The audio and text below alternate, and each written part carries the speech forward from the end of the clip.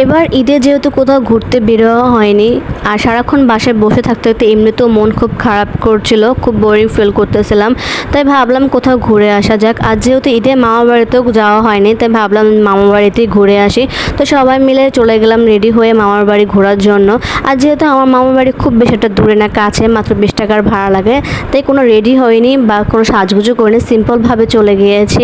আর কার মামার বাড়ি বা নানুর বাড়ি যেতে কতটুকু সময় বা কত টাকা ভাড়া লাগে কবে সবাই জানেও। তো সবাই এখানে গাড়ির জন্য ওয়েট করতেছিলাম আর আমি ভিডিও করে সবাইকে দেখাচ্ছিলাম। তারপর যখন আমি গাড়িতে উঠে যাই, আমাদের ছোট সাহেবকে আমি জিজ্ঞাসা করি, মামার বাড়ি যাওয়া তোমার ফিলিংস কেমন? তখন সে বলে যে আমার ফিলিংস খুবই ভালো, যেটা শুনে আমার খুব ভালো লেগেছে। তারপর দেখতে দেখতে আমরা চলে আসলাম বাড়ির সামনে। এটা হচ্ছে বাড়ির ভিতরে যাওয়ার রাস্তা। আর পাশে যে একটা রাস্তা দেখতে পাচ্ছেন না, ওটা হচ্ছে চাঁদপুর পুরান বাজার ব্রিজের রাস্তা। কে কে ব্রিজটা চিনে সবাই জানাবেন। আর আমাদের ব্রিজের সাথেই হচ্ছে আমার নানুর বাড়ি, তো সেটাই আমি আপনাদেরকে দেখাচ্ছিলাম আর কি। তো এই তো বাড়ির ভিতরে চলে আসছি। তারপর আমি কিছুক্ষণ রেস্ট নিয়ে আমি ছাদে চলে যাই। সেখানে হচ্ছে আমার মামা কিছু মুরগি উঠিয়েছে আর কি, ফার্ম দিয়েছে আর কিছু গাছ রোপণ করেছে, সেগুলো দেখার জন্য। বেশি মুরগি না, অল্প কিছু মুরগি ছিল আর কি, সেটা দেখতেছিলাম। আর বাড়ির উপর থেকে, ছাদের থেকে রাস্তার পাশে ভিউটা মাশাআল্লাহ এত পরিমাণ সুন্দর ছিল যা বলার মতো না। আর ওদিন অনেক পরিমাণ বাতাস ছিল।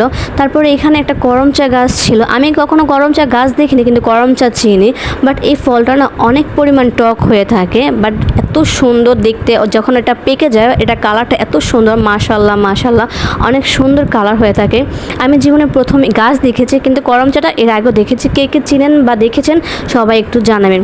আর এখানে আমি দেখাচ্ছিলাম কি কি গাছ রোপণ করা হয়েছে। ফুল গাছ ছিল, তারপর ধনিয়া পাতা, আরও বিভিন্ন রকমের গাছগাছালি ছিল। তো সেগুলো আর কি দেখাচ্ছিলাম। তারপর আমরা চলে যাই ছাদ থেকে নেমে দুপুরে খাওয়া দাওয়া করার জন্য। আর দুপুরের মেনুতে ছিল পোয়া মাছ, তারপরে ছিল করলা ভাজি, তারপর ছিল রুই মাছ ভুনা। তো এগুলো খাওয়া দাওয়া করে আবার সবাই মিলে বিকালে চলে যাই ছাদে পেয়ারা খাবার জন্য। তো এখানে আমরা সবাই মিলে পেয়ারা খাচ্ছিলাম। আর আমার মামতো ভাইকে আমি জিজ্ঞাসা করছিলাম, তোমারও কি পেয়ারা খেতে মন চাচ্ছে? তখন সে বলে যে হ্যাঁ, আমিও পেয়ারা খাবো। তারপর পেয়ারাটা খেয়ে সবাই আবার যখন আড্ডা দিয়ে নিচে চলে আসি, তখন আবার বিকেলের জন্য রান্না করা হয়। সন্ধ্যার পরে আর কি তেহরি রান্না করা হবে, তো সেটার জন্য প্রস্তুতি নেওয়া হচ্ছিল। আর আমরা মূলত এভাবে তেহরি রান্না করে খাই। কে কীভাবে খান জানি না, তবে সবাই একটু জানেন। আর পায়েস রান্না করা হচ্ছিল, সেটাই আর কি দেখাচ্ছিলাম। তো এখানে তেহরির জন্য মশলা কষানো হচ্ছিল। আর তেহরিটা কীভাবে রান্না করা হয় সেটাই আমি আপনাদের দেখাবো।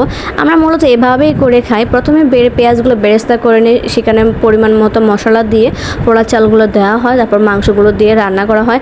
আর এই হলো তেহরির ফাইনাল লুক। তো সবাই জানাবেন একটু কেমন হয়েছে প্লিজ। তো আজকের ভিডিওটি এ পর্যন্তই, দেখা হবে অন্য কোনো ভিডিও নিয়ে। সবাই ভালো থাকবেন, আল্লাহ হাফেজ।